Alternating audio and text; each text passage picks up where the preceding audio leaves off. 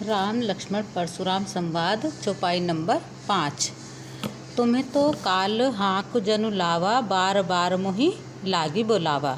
आगे लक्ष्मण कहते हैं कि आप तो मानो काल को हाँक लगाकर बार बार मेरे लिए बुला रहे हैं।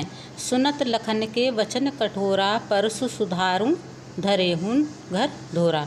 लक्ष्मण के इस तरह कठोर वचन सुनकर परशुराम अपने हाथ में लिए परसे को सही से लेते हुए बोले, अब जनि देई दोष मोहि ना लोगु।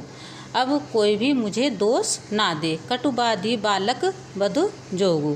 यह कड़वा वचन बोलने वाला बालक मरने के योग्य है।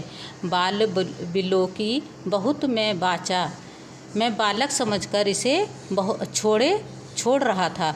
अब यही मर निहार भा साचा। अब यह सचमुच मरने के लिए आ गया है। कोशुक कहाँ क्षमिए अपराधु, बाल दोष गुण गणन साधु। विश्वामित्र ने कहा, अपराध क्षमा कीजिए। लोग साधु लोग यानी कि जो सज्जन और संत लोग होते हैं, वे बालकों पर क्रोध नहीं करते, उनके दोष और गुण नहीं गिनते। खर कुठार में करुन को ही, आगे अपराधी गुरुद्रोही। परशुराम बोले, तीखी धार का कुठार लिए मैं दया रहित व क्रोधी, और ये मेरे सामने एक गुरुद्रोही और अपराधी उत्तर दे रहा है। उत्तर देत छोड़ो बिनु मारे, इतने पर भी मैं इसे मारने से छोड़ रहा हूँ। हे विश्वामित्र, मैं आपके शील स्वभाव के कारण ही इसे छोड़ रहा हूँ। न त यही काटी कुठारी कठोरे, गुरही उरन होतहूँ सम थोरे।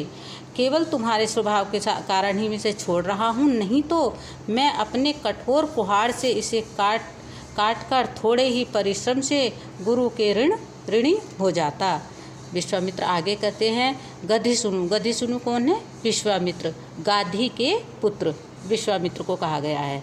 गाधी सुनु कह हृदय हसी, मुनिहे हरि यह सूझे। विश्वामित्र ने हृदय में यानी कि मन ही मन हंसकर कहा, मुनि को हरा ही सूझ रहा है, किंतु यह इस लोहे से बनी हुई खांड को या शरीर को नहीं पहचान रहे हैं, गन्ने की खांड ही समझ रही हैं।